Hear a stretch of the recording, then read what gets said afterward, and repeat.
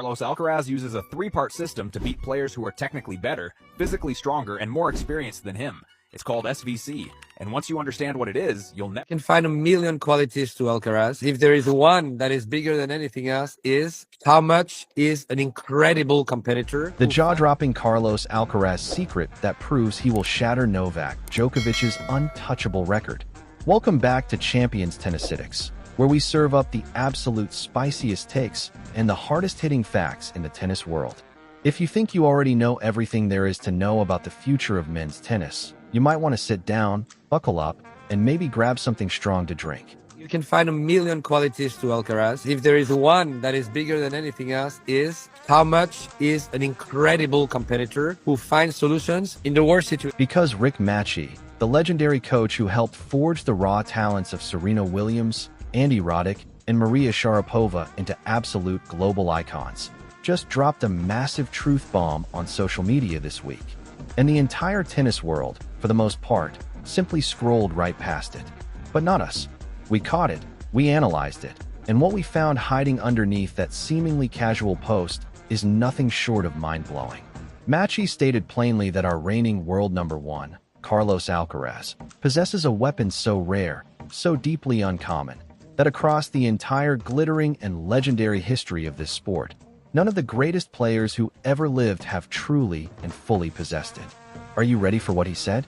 Trained at the Rafa Nadal Academy. What do you remember from the first time you hit with Rafa Nadal? The first time I hit with Rafa, I was 14, and I was practicing. I did a 2-hour. Matchy declared that Alcaraz's absolute best surface is simply the one he happens to be playing on at any given moment.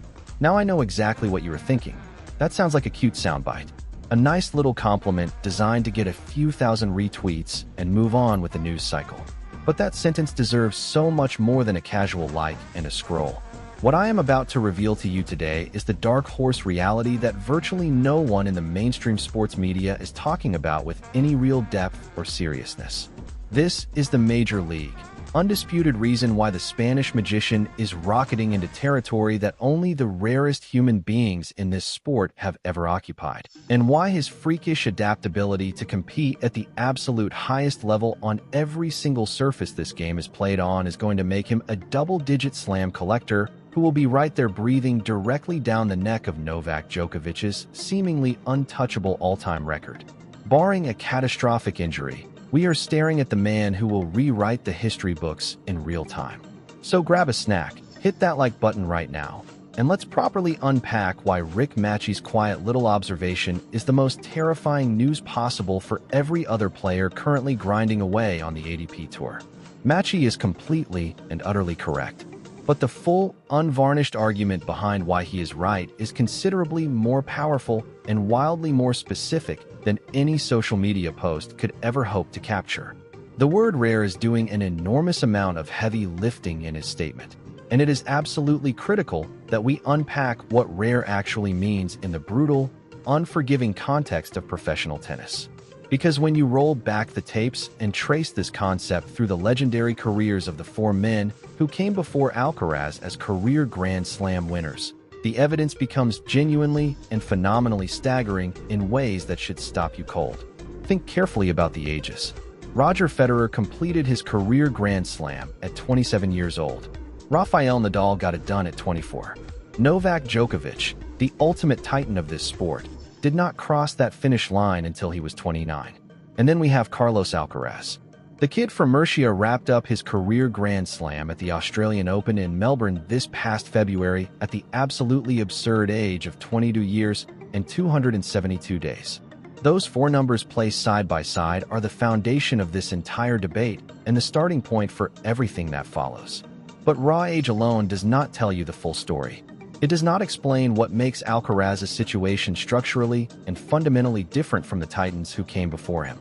For that, you have to look very carefully at why each of those three absolute legends took as long as they did to conquer all four major titles in the first place. Let us start with the Swiss maestro. Federer's glaring gap was Roland Garros. But if we are being completely honest with ourselves, his gap was not really the red dirt itself. His gap was specifically and personally named Rafael Nadal. This was a problem so persistent, so deeply demoralizing, and so structurally fundamental, that Federer lost 3 consecutive French Open finals to the exact same opponent before he finally lifted the Coupe de Mousquetaires in 2009 at 27 years old. When Federer stepped onto clay, the surface did not expose some glaring technical limitation hiding in his elegant game so much as it exposed a brutal tactical one. He could play brilliantly on clay. He simply could not play brilliantly enough to dismantle the terrifying, spin-heavy, relentless brand of clay court tennis that Nadal had literally perfected in a private laboratory. Roland Garros was where that specific matchup nightmare found its most concentrated and agonizing expression. The clay gap in Federer's career was very real, but it was also, in deeply meaningful ways, a Rafa problem masquerading as a surface problem.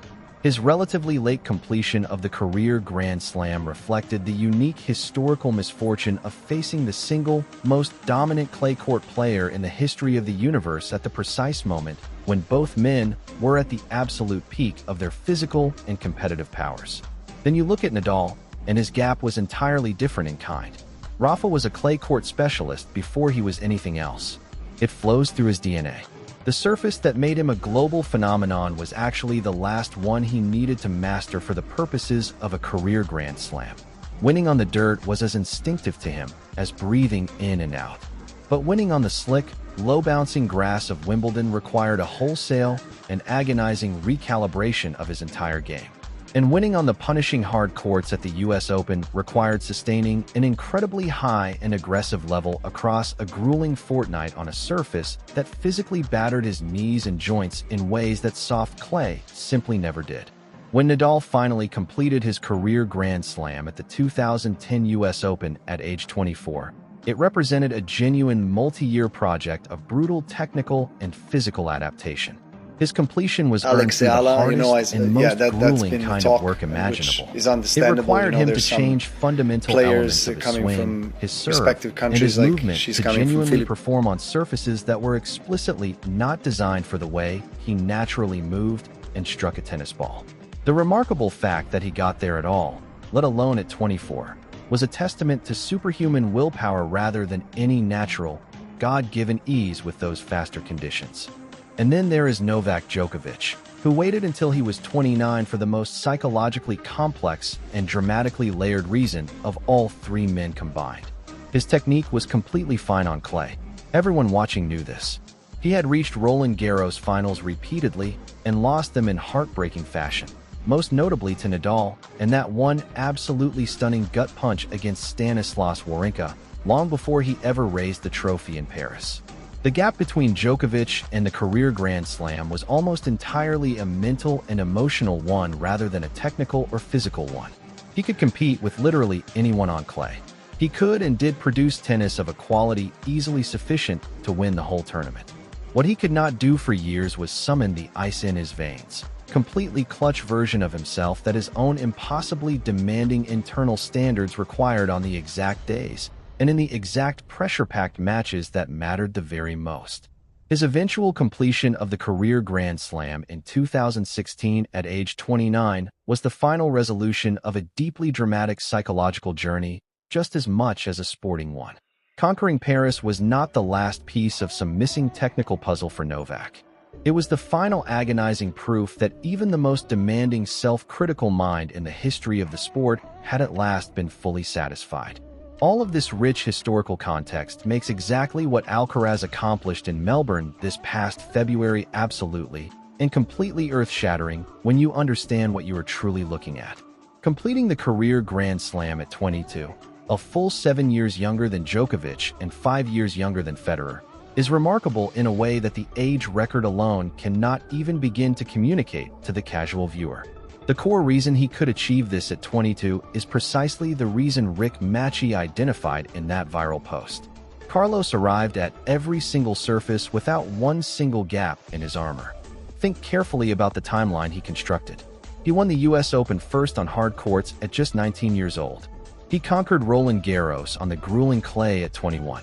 He proved he was a complete maestro on the grass by winning Wimbledon at 20 and then casually went right back and did it again at 21. By the time he touched down in Australia for the 2026 Open, The only reason he had not yet technically completed the career Grand Slam was simply that the specific tournament had not happened yet on the calendar. It was not because his hardcore game still had some unresolved and glaring weakness that he was working through.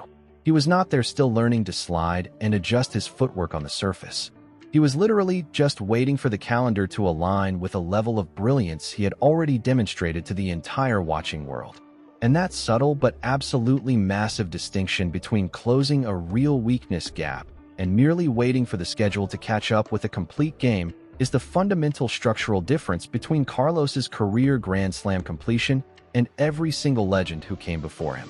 Here is what genuinely fascinates when you examine this remarkable feat through the specific lens of the Djokovic comparison, because this is the part of the conversation that completely shifts how you should be thinking about Grand Slam projections going forward. When tennis pundits sit around debating whether Alcaraz can eventually surpass Djokovic's monumental 24 major titles, the most common objection they reach for immediately is time. They will argue that 24 is a colossal and almost mythical number accumulated over nearly 2 full decades of elite-level grinding. They will insist that even a generationally gifted player like Alcaraz faces enormous and unpredictable uncertainty in the long stretch between Slam number 7 and Slam number 24. And look, that objection is completely valid on the surface. But the surface adaptability argument cuts directly and cleanly through the source of that uncertainty.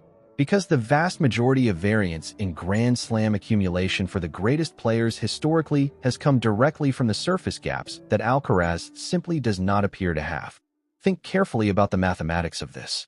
Federer's clay gap likely cost him 3, 4, maybe even 5 Grand Slams across those prime years when he was physically at his most devastating, but tactically unable to solve the Nadal puzzle in Paris. Djokovic's clay gap definitely cost him multiple Roland Garros titles before that mental ceiling finally shattered in 2016. If those agonizing losses represented genuinely missed slam opportunities at surface-specific events, and if Alcaraz truly has 0 surface gaps to hold him back anywhere on the calendar, then his baseline mathematical expectation for Grand Slam accumulation is structurally and significantly higher than either of theirs was at this exact same stage of career development. That is not a guarantee. What it is, however, is a massive and meaningful adjustment of the odds in his favor. The hard data supporting this case is both clear and terrifying for the rest of the tour. Out of his 26 ADP titles, 11 have come on hard courts, 11 on clay, and 4 on grass. And let us be completely honest with each other here. That slight grass underrepresentation reflects nothing more than the fact that the grass court season is dramatically shorter in duration than the other two, rather than any meaningful dip in his actual performance on the turf itself. His winning percentage across all surfaces is brutally and consistently high. He was actually the first active player to complete the surface slam by winning Grand Slams on all 3 surfaces before he had even technically completed the career Grand Slam. Think about how remarkable that sequencing truly is. The insane surface versatility was established first, and the trophy accumulation followed naturally and inevitably behind it as a byproduct. When Rick Matchy declares confidently that Carlos's best surface is the one he is currently playing on, he is identifying a ruthless psychological disposition every bit as much as a technical one. Alcaraz does not show up to the clay court swing desperate to protect some preferred surface identity. He does not arrive at Wimbledon needing multiple weeks of panicked recalibration to adjust fundamental footwork and swing paths. He strolls into every single tournament as a fully loaded and lethal weapon capable of winning on that specific terrain on any given day. This means every single Grand Slam on every single surface is added directly into his realistic and genuine opportunity, set in a way that was never fully true for any of the legends who came before him at comparable stages of their extraordinary careers. What makes this exact moment in the 2026 ADP calendar so ridiculously exciting is that Alcaraz is literally about to enter the stretch of the season where this surface versatility case gets its first major and high-stakes annual test of the year. The European clay season is here, and Roland Garros is the Grand Slam where Alcaraz's surface breadth manifests in the most visible and genuinely terrifying way possible. Paris is the ultimate lie detector test for any player making claims of completeness. It is the slam where players lacking genuine clay court credentials either exit early in week 1 or survive only by producing a visibly exhausted and diminished version of themselves in the second week. But Alcaraz has already conquered it twice. His clay court game, when firing at full capacity, is arguably the single most complete and terrifying expression of his tennis on any surface anywhere in the world. The disguise on the drop shot that breaks opponents' ankles, the ripping passing shots off both wings that appear to defy basic physics, and the freakish physical endurance that red clay demands more than any other surface. He arrives at Roland Garros this year as the two-time defending champion, carrying a crushing weight of expectation. The ranking gap between him and Jannik Sinner is at its tightest point of the season. Sinner is breathing directly down his neck, pushing him to evolve his game week after week. The media pressure is relentless. And yet, despite all of that combined weight, the surface itself is one where Carlos's credentials are as deeply established as anyone else in the draw. That specific combination of enormous defensive burden and total undeniable surface mastery is exactly the pressure cooker environment where players who have genuinely internalized multiple surfaces perform the most consistently and most reliably. Let me return one final time to the age dimension because I truly believe it remains the single most underappreciated number in this entire discussion. 7 Grand Slams at 22 years old, distributed across all 3 surfaces. Let that truly settle in. At 22, Novak Djokovic had exactly 1 major title. Roger Federer had 2. Rafael Nadal had 6. But remember that Rafa was a clay specialist whose Roland Garros title count was essentially being accumulated on autopilot from the moment he arrived on tour as a teenager. Remove the clay slams from Nadal's total at age 22, and you are left with exactly 2 major titles on the other surfaces combined. Alcaraz possessing 7 slams, evenly distributed across all 3 surfaces at that exact same age, is a historical distribution pattern that has literally never existed before in the professional history of this sport. The specific relevance of his youth is not merely that it means he has more time remaining ahead of him. It means he has vastly more years of peak physical performance during which the baseline expectation at every Grand Slam he enters will be that he is among the 2 or 3 players most likely to win the entire tournament. Every year he steps on court as a genuine, undisputed favorite across all 4 slams is a year that dramatically adds to his cumulative opportunity, set in a way that players who took far longer to develop their surface versatility simply did not have the luxury of experiencing at comparable points in their careers. For me as a fan and an analyst of this game, I genuinely believe Carlos Alcaraz has the raw, unbridled potential to surpass many of the great records this sport has produced. I look at 18 Grand Slam titles as a conservative and reasonable floor based on his current trajectory, assuming no significant long-term injury intervenes and assuming the competitive landscape remains roughly as it exists today. That total alone would place him comfortably ahead of Pete Sampras and well beyond Federer's count at a comparable career stage. Whether he pushes past 20 or dares to challenge 24 and beyond depends entirely on variables that remain genuinely unknown right now. How long can he maintain this explosive athletic peak? How does this fierce and consequential rivalry with Sinner evolve across the coming decade? Does a terrifying new generation emerge 5 years from now capable of genuinely contesting major titles against both of them? Djokovic's 24 is absolutely achievable for Alcaraz in the sense that the structural mathematical case for it is stronger right now than it has been for any player since Djokovic himself was rewriting the record books. Whether it is probable is a separate question entirely, and honest analysis demands we hold that distinction clearly. But here is what I am completely and 100% confident about. The surface adaptability argument that Rick Matchy spotlighted this week is real. It is historically unprecedented for a player of this age, and the data supporting it makes the Djokovic comparison not just a flattering compliment for a young superstar, but a genuine and serious analytical conversation about the future of tennis history. All right, champions, I have one major question to leave you with before I hand it over to you in the comments. The ultimate counterargument to everything I laid out today is that Djokovic's 24 slams were built through a kind of ruthless tunnel vision hardcourt dominance that surface versatile players might never replicate, and that impenetrable depth in one area can outperform balanced excellence across three over a 20-year marathon. Do you believe this surface adaptability is the ceiling razor that Machi described? Or do you think that near-invincible hardcourt specialization remains the more proven path to the top of the all-time list? The clay season is upon us, and it is the very first major test of this argument for the year.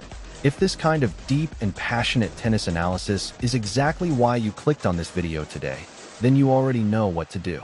Smash that subscribe button right now, drop a like on the video to help us with the algorithm, and make sure those bell notifications are turned on because the next 2 months of tennis are going to deliver an absolute mountain of drama worth breaking down together.